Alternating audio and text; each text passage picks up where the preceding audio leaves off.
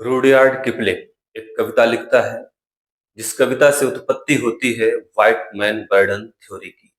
और इस थ्योरी में यह बताया जाता है कि जो भारतीय भाषा है, बोली है, लिपि है, संस्कृति है, यह दोयम श्रेणी की है या अविकसित है।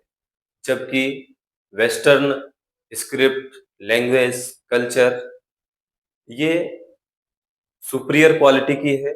और इस थ्योरी ने भारतीय संदर्भ में निगेटिव इम्पैक्ट यह किया कि इस थ्योरी के द्वारा अंग्रेज भारत की कुछ जनसंख्या में या कुछ जन समुदाय में यह प्रूफ करने में सिद्ध हुए कि वास्तव में भारतीय जो सभ्यता, संस्कृति, लिपि है वह द्वयम श्रेणी की है, जिसका लाभ अंग्रेजों को मिला। भारतीय संविधान निर्माता आजाद भारत में किसी भी वर्ग की भाषा, लिपि, संस्कृति के साथ किसी भी प्रकार का निगेटिव टॉक नहीं करना चाहते थे। इसलिए उन्होंने अनुच्छेद 29 और 30 में भाषा और संस्कृति से संबंधित फंडामेंटल राइट्स का प्रोविजन किया। तो समझते हैं इस अनुच्छेद में किन किन बातों का प्रोविजन किया गया है। बेसिकली अनुच्छेदों पर जाने से पहले कुछ समझते हैं कि अनुच्छेद 29 और 30 को जब हम पढ़ते हैं तो हमारे जहन में एक बात आती है कि यह सिर्फ अल्पसंख्यक समुदाय से जुड़ा हुआ आर्टिकल है या उनके प्रिजर्वेशन के लिए या उनको प्रोटेक्ट करने के लिए ये प्रोविजन है। बट अनुच्छेद 29 के संदर्भ में सुप्रीम कोर्ट का एक निर्णय है। उस निर्णय में सुप्रीम कोर्ट ने कहा कि चूंकि अनुच्छेद 29 में सिटीजन या नागरिक शब्द का प्रयोग हुआ है, तो इसका मतलब यह हुआ कि अनुच्छेद 29 अल्पसंख्यक मीन्स माइनॉरिटी के साथ साथ बहुसंख्यक को भी प्राप्त है। समझते हैं इस आर्टिकल को। अनुच्छेद 29 प्रावधान करता है कि नागरिकों को बोली, भाषा और इसी के साथ साथ उनकी संस्कृति के संरक्षण का अधिकार प्राप्त है। इसका मतलब क्या हुआ? इसका मतलब यह हुआ कि कोई नागरिक है जो कोई भी भाषा, कोई भी बोली या कोई भी संस्कृति का पालन करता है, तो उसको यह अधिकार है कि वह प्रयोग करता रहे। समझते हैं बोली। मान लीजिए भोजपुरी एक बोली है, अवधी एक बोली है, ब्रज भाषा क्या है? ये बोली है। तो कोई भी व्यक्ति इसको बोल सकता है और इसके संरक्षण के लिए वह कार्य कर सकता है। कहीं पर भी उसकी इस बोली के आधार पर उसके साथ दुर्व्यवहार नहीं होगा। इसी तरीके से भाषा है, कोई हिंदी बोलता है, कोई अंग्रेजी बोलता है, कोई संस्कृत बोलता है, तो वो इसको बोल सकता है। उसको बोलने से कोई मना नहीं कर सकता। उसकी इस भाषा से संबंधित उसके जो पुस्तकें हैं, ग्रंथ हैं, रचनाएं हैं, इसको कोई डिमोलिश नहीं कर सकता। समझते हैं लिपि क्या होती है। तो जैसे हिंदी किस लिपि में लिखी जाती है? तो देवनागरी लिपि में लिखी जाती है। अंग्रेजी की लिपि क्या है? रोमन। संस्कृत की लिपि क्या है? ये भी देवनागरी। इसी तरीके से आप ये जो पंजाबी है,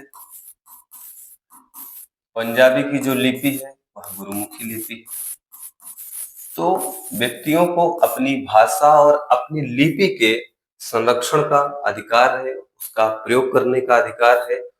किसी को उसकी लिपि के आधार पर किसी भी प्रकार के विभेद का सामना नहीं करना पड़ेगा। और यदि कोई किसी भाषा के साथ, उसकी लिपि के साथ छेड़खानी करता है या उसके साथ मिसकंडक्ट करता है, तो उसके लिए संविधान ने प्रावधान किया है कि उसके अगेंस्ट एक्शन होंगे।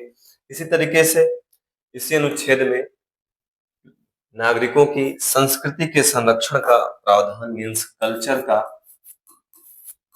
संस्कृति के संरक्षण का प्रावधान किया गया है। संस्कृति का मतलब क्या हुआ?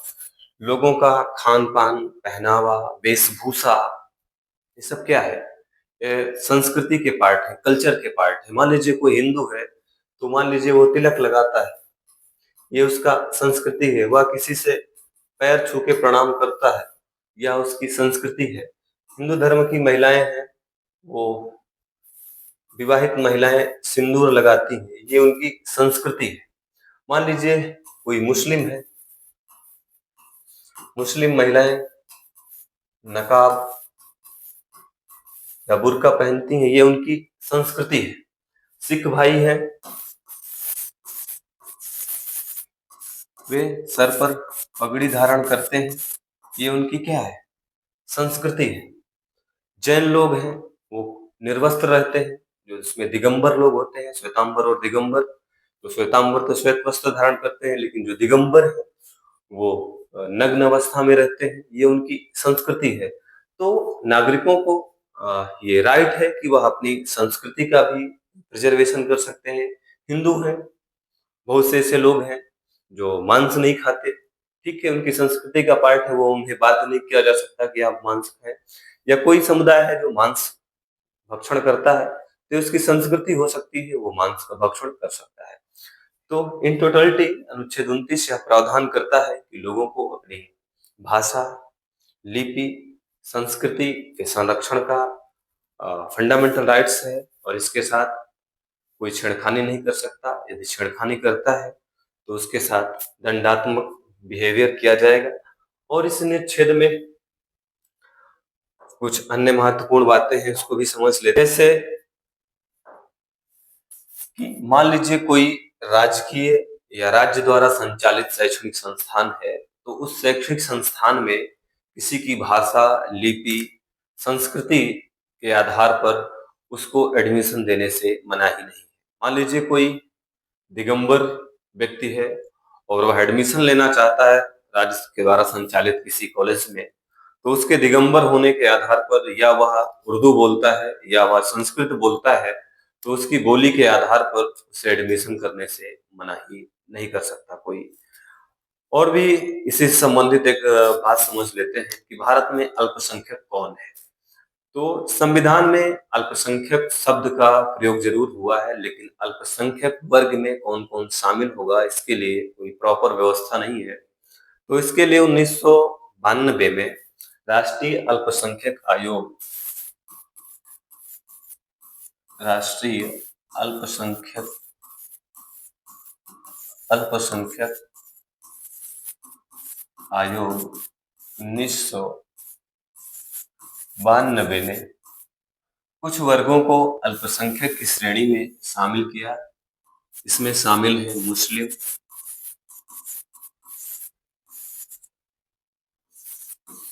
ईसाई,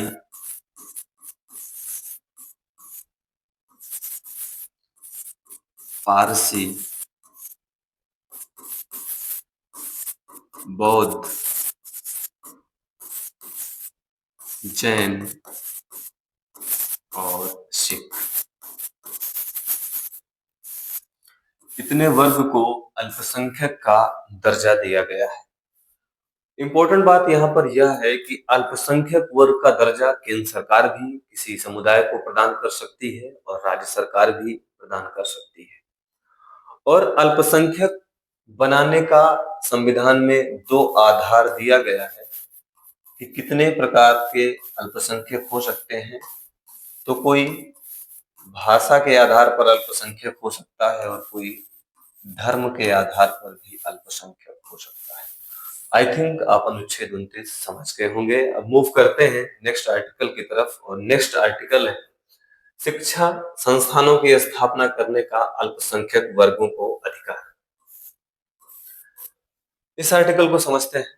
इस आर्टिकल का थीम यह है कि कोई अल्पसंख्यक समुदाय है, और 6 प्रकार के अल्पसंख्यक समुदाय हमने बताया: मुस्लिम, सिख, ईसाई, बौद्ध, जैन और पारसी। इसमें से कोई भी अल्पसंख्यक या सभी अल्पसंख्यक यह चाहते हैं कि वह अपनी भाषा, लिपि, संस्कृति के संरक्षण के लिए अपना कोई सेपरेट कॉलेज, इंस्टीट्यूशन की स्थापना करना चाहते हैं। तो संविधान के प्रावधानों के तहत उन्हें अधिकार है कि वह अपने शैक्षणिक संस्थानों की स्थापना कर सकते हैं।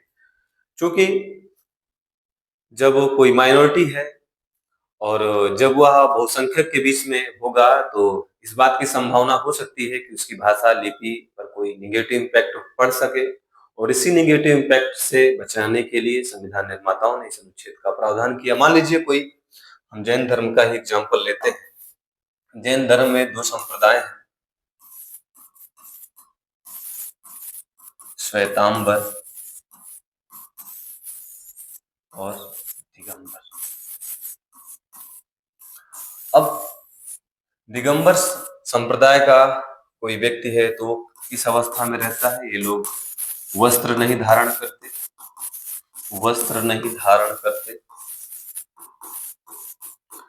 और सिंपल सी बात है कि कोई वस्त्र रहित विद्यार्थी यदि ऐसे कॉलेजेस में जाता है जहां पर लगभग लगभग सभी लोग वस्त्र धारण किए हैं, तो यह स्वयं से उन बच्चों के बीच में जनरलाइज वे में एजुकेशन को ग्रहण करने में सक्षम नहीं होगा या स्वयं को वह वहां पर सामान्य नहीं बना पाएगा और वहां सहज नहीं होगा। तो संभव है कि वह अपनी शिक्षा से अलग हो सकता है। तो ऐसे ही दुर्व्यवस्थाओं की व्यवस्था ना हो या दुर्व्यवस्थाएं ना हो जाएं, इसलिए अनुच्छेद 30 में यह प्रावधान कर दिया गया कि जो अल्पसंख्यक समुदाय है वह अपनी भाषा, लिपि, संस्कृति के संरक्षण के लिए अपना इंस्टीट्यूशन स्थापित कर सकता है। मान लीजिए कोई समुदाय है, जो समुदाय चाहता है कि उसकी कोई भाषा है, मान लीजिए कोई पाली भाषा का संरक्षण करना चाहता है और वह देख रहा है कि आम व्यवस्था में पाली भाषा का संरक्षण नहीं हो पा रहा है, तो वो क्या कर सकता है? पाली भाषा का शोध संस्थान खोल सकता है। इसी सब का प्रावधान अनुच्छेद 30 में किया गया है। और अनुच्छेद 30 में कुछ महत्वपूर्ण बातें समझते हैं। मान लीजिए कोई अल्पसंख्यक वर्ग की शैक्षणिक संस्थान की लैंड है, मीन्स जमीन है, और सरकार को नेसेसरी नीड है कि इस जमीन को एक्वायर किया जाए या अधिग्रहण किया जाए। तो सरकार यदि इस जमीन का एक्वायर करती है या अधिग्रहण करती है तो अनिवार्य रूप से इसके लिए सरकार को मुआवजा देना होगा। और एक महत्वपूर्ण बात इसके संबंध में समझते हैं, या हम यूं कह सकते हैं कि इसका अपवाद क्या है।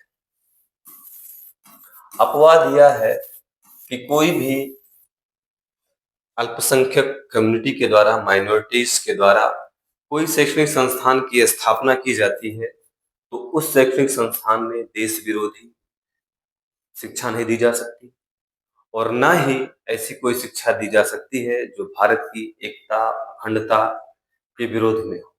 अगर ऐसा माइनॉरिटीज के इंस्टीट्यूशन में होता है तो सरकार के पास यह अथॉरिटी है कि उस इंस्टीट्यूशन को सरकार बंद कर सकती है या उसके संचालक पर प्रतिबंध लगा सकती है। और किसी भी प्रकार की कोई दिक्कत नहीं, आपने कोई इंस्टीट्यूशन खोला है तो उसमें कौन पढ़ेगा, कितनी फीस लगेगी, कौन प्रिंसिपल होगा, कौन प्रबंधक होगा, ये सारी छूटें आपको मिली हैं। और साथ ही यदि सरकारी सहायता अन्य प्रकार के इंस्टीट्यूशन को दी जा रही है तो सरकार बाध्य है कि वह अगर सहायता आम संस्थानों को दे रही है तो माइनॉरिटीज के संस्थानों को भी देनी होगी। तो हम उम्मीद करते हैं अनुच्छेद 29 और 30 की विषय वस्तु समझ में आई होगी, जिसमें शिक्षा और संस्कृति के संरक्षण का प्रावधान किया गया है ताकि देश के नागरिक अपनी भाषा, अपनी बोली, अपनी लिपि, अपनी संस्कृति का संरक्षण कर सकें, जिससे वह सहज हो कि उनका विकास हो सकता है। तो इस एपिसोड में इतना ही। नेक्स्ट एपिसोड में हम फिर मिलेंगे, तब तक के लिए नमस्कार।